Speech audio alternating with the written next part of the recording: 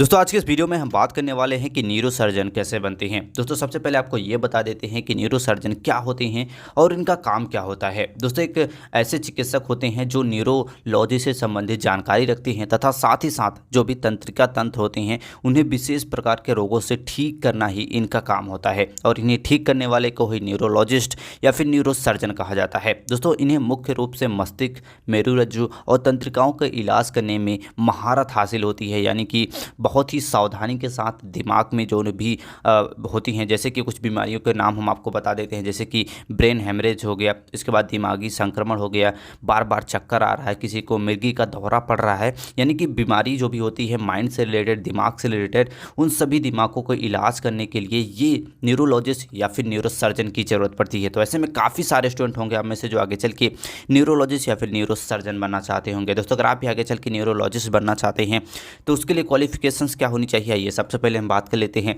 दोस्तों एक neuro surgeon बनने के लिए सबसे पहले आपका 12th पास होना चाहिए। 12th आपका होना चाहिए पीसीबी सब्जेक्ट से और कम 50 से 60% मार्क आपका 12th में होना चाहिए।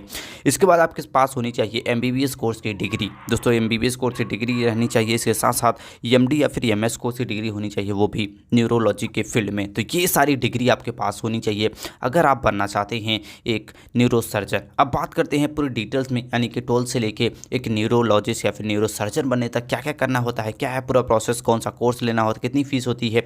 आइए स्टेप बाय स्टेप सारी जानकारी आपको वीडियो में देते हैं। दोस्तों एक न्यूरोलॉजिस्ट अगर आप न्यूरो सर्जन बनना चाहते हैं तो सबसे पहले पास कर ले अपना 12th आपका होना चाहिए पीसीबी यानी कि फिजिक्स, केमिस्ट्री, बायोलॉजी से और कम 50 से 60% मार्क। जैसे ही 12th पास कर लेते हैं इसके बाद आपको देना होता है नीट एग्ज़ाम। नीट एग्ज़ाम साल में आयोजित किया जाने वाला एग्ज़ाम होता है, जिससे आप क्लियर करके ही आप एमबीबीएस कोर्स में एडमिशन ले पाएंगे। दोस्तों इस एग्ज़ाम को क्लियर करने के लिए जो आपका टोटल मार्क होता है इसमें 720 होता है। अगर आप गवर्नमेंट कॉलेज में भी एमबीबीएस कोर्स करना चाहते हैं तो वहाँ पर कम से कम जनरल ओबीसी के लिए 550 आपका मार्क होना चाहिए और एसटी एससी कैंडिडेट हैं तो 450 आपका मार्क यहाँ पे होना चाहिए आपका नीट एग्ज़ाम में। अगर बात करें प्राइवेट में एडमिशन लेना चाहते हैं तो प्राइवेट में एसटी एससी कैंडिडेट के लिए आपका होता है 45% और ओबीसी और जनरल के लिए होता है 50% मार्क आपका नीट एग्ज़ाम में होना चाहिए अगर आप एडमिशन लेना चाहते हैं एमबीबीएस कोर्स में। इसके बाद आपको मिल जाता है एमबीबीएस कोर्स में एडमिशन। एमबीबीएस कोर्स की बात करें तो आपका 4.5 साल का कोर्स होता है और 1 साल आपको इंटर्नशिप लेना होता है, तो यानी कि 5.5 साल में एमबीबीएस कोर्स आपका कंप्लीट हो जाता है। कोर्स की फीस की बात करें तो अगर आप गवर्नमेंट कॉलेज से करते हैं तो 20,000 रुपये से लेकर 8 लाख रुपए आपको इस कोर्स की फीस पड़ जाती है। वही प्राइवेट की बात करें तो 2 से 10 लाख रुपए इस कोर्स की फीस आपको देनी पड़ सकती है प्राइवेट कॉलेजेस में। दोस्तों अलग अलग कॉलेजेस में अलग अलग फीस यहाँ पे आपकी हो सकती है, तो आप जिस भी कॉलेज में एडमिशन ले रहे हैं वहाँ से आपके फीस के बारे में आप पूरी जानकारी ले सकते हैं। बात करते हैं जैसे एमबीबीएस कोर्स की डिग्री आपको आ जाती है, इसके बाद आपको लेना होता है एमडी या फिर एमएस कोर्स की डिग्री। दोस्तों एमडी या फिर एमएस कोर्स की डिग्री आपकी होनी चाहिए न्यूरोलॉजिस्ट के फील्ड में। दोस्तों बेसिकली जो एमडी या फिर एमएस कोर्स होता है उसमें आपको स्पेशलिस्ट बनाया जाता है, यानी कि आप पूरी तरह से मास्टर हो जाते हैं आप न्यूरोलॉजिस्ट के फील्ड में, तो आप ज़्यादा बेटर रहता है। बहुत सारे स्टूडेंट हैं या फिर अगर आप एक न्यूरोलॉजिस्ट या फिर न्यूरो सर्जन बनना चाहते हैं तो एमडी या फिर एमएस कोर्स की डिग्री आपके पास होनी ही चाहिए।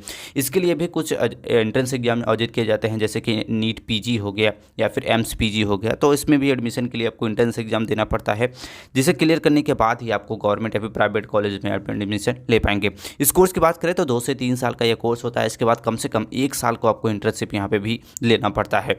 तो इसके बाद आपको मिल जाती है एमडी या फिर एमएस कोर्स की डिग्री। यह कोर्स की फीस की बात करें तो लगभग 1 लाख से लेके 15 लाख रुपए आपको प्रति ईयर इस कोर्स की फीस देनी पड़ सकती है। अलग अलग कॉलेजेस में अलग अलग फीस यहाँ पे भी होती है।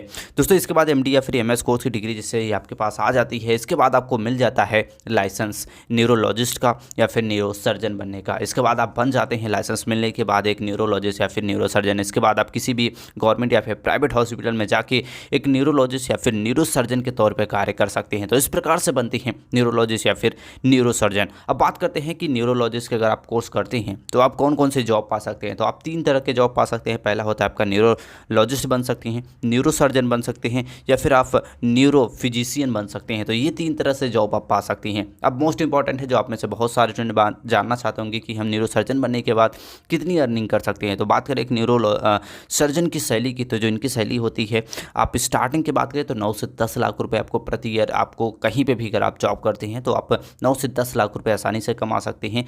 वहीं अगर हम बात करें आपके एक्सपीरियंस के बाद, तो एक्सपीरियंस के बाद आप 15 से 20 लाख या फिर उससे भी अधिक कमा सकते हैं।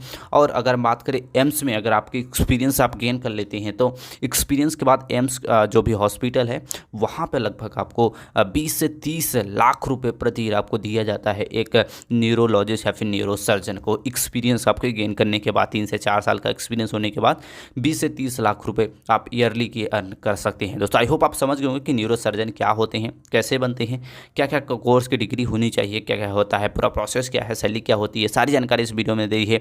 ऐसी जानकारी के लिए चैनल को लाइक और सब्सक्राइब करना ना भूलें। मिलते हैं नेक्स्ट वीडियो में, तब तक के लिए जय हिंद।